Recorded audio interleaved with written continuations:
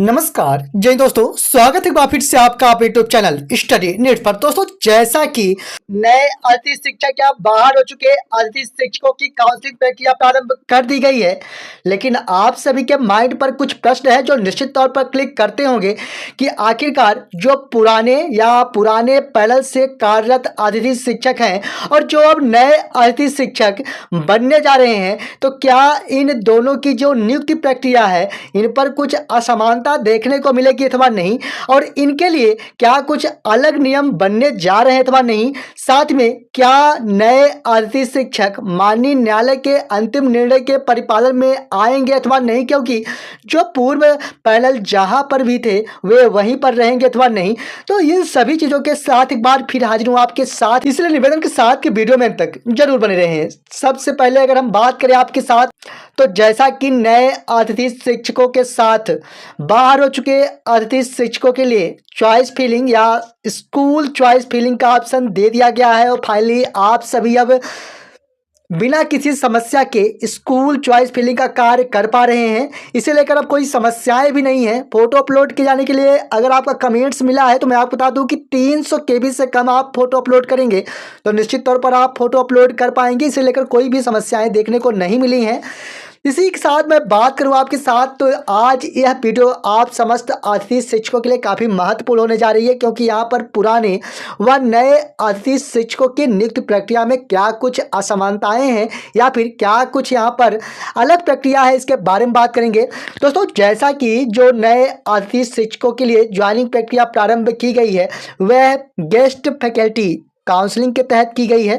जो पूर्व सत्रों में कार्यरत अतिथि शिक्षक हैं उनके लिए ज्वाइनिंग रिक्वेस्ट के लिए डायरेक्टली यहाँ पर ऑप्शन दिए गए थे। और मैं आपको बता दूं कि यहाँ पर जो काउंसलिंग प्रक्रिया जो कि नए अतिथि शिक्षकों के लिए संपन्न कराई जा रही है, इनके लिए जो काउंसलिंग प्रक्रिया है वह नए विंडो के साथ नए ऑप्शन के साथ कराई जा रही हैं।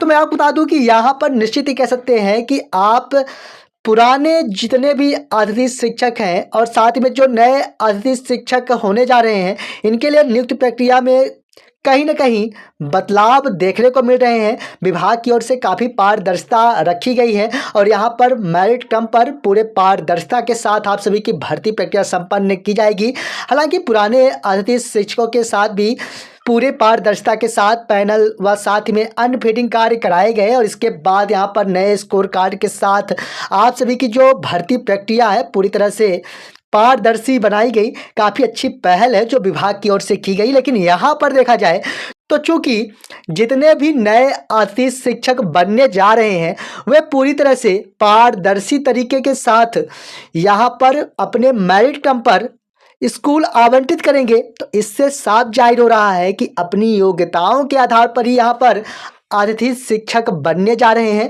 अब बात आती है कि क्या आप माननीय न्यायालय के निर्णय के परिपालन पर आ रहे हैं अथवा नहीं। तो जैसा कि 2018 के माननीय न्यायालय के अंतिम निर्णय के आधार पर जितने भी पैनल बनाए गए थे, सिर्फ वही पैनल माननीय न्यायालय के अंतिम निर्णय के अधीन थे। और चूंकि यह जो पैनल है यह पैनल नहीं बल्कि नई भर्ती प्रक्रिया संपन्न की जा रही है, नए नियम के साथ संपन्न की जा रही है। और साथ में एक बड़ा बदलाव है जो देखने को मिला है कि आप सभी के मेरिट क्रम पर आप सभी की नियुक्ति प्रक्रिया संपन्न की जा रही है। तो निश्चित ही कह सकते हैं कि यहाँ पर भर्ती प्रक्रिया को लेकर किसी प्रकार के कोई प्रश्न चिन्ह नहीं है।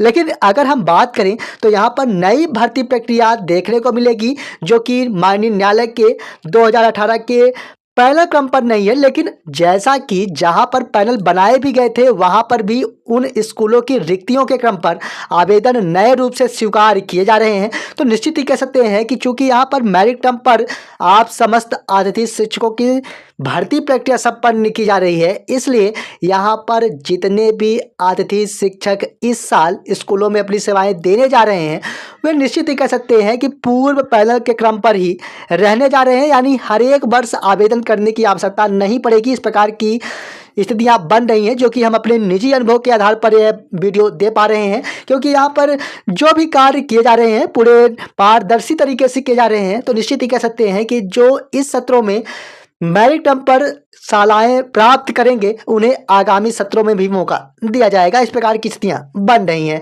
लेकिन क्या कुछ नए बदलाव हैं क्या कुछ संभावनाएं बन सकती है, लगातार हम आपको अप टू डेट करते रहेंगे। और जैसा कि आप जानते हैं कि स्टडी नीड्स एक मात्र ऐसा प्लेटफॉर्म जहां पर आप तक सही अपडेट दी जाती है।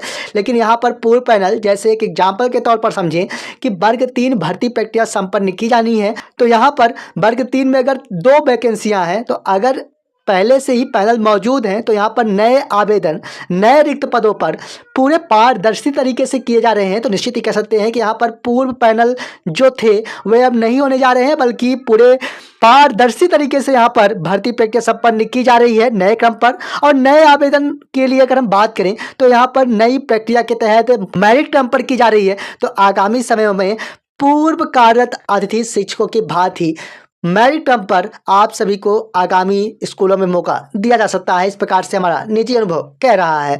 और भी कोई अपडेट्स मिलती है सही अपडेट के साथ ही लेके आते रहेंगे। लेकिन जैसा कि आप जानते हैं कि स्टडी नीड्स एक मात्र तथा प्लेटफॉर्म जहां पर आपको पूरी तरह संतुष्टि किया जाता है, इसलिए लगातार आप बने रहे हमारे साथ। पहली बार चैनल विजिट किए हैं, चैनल को सब्सक्राइब जरूर करें ताकि सही अपडेट्स आप तक पहुंचती रहे।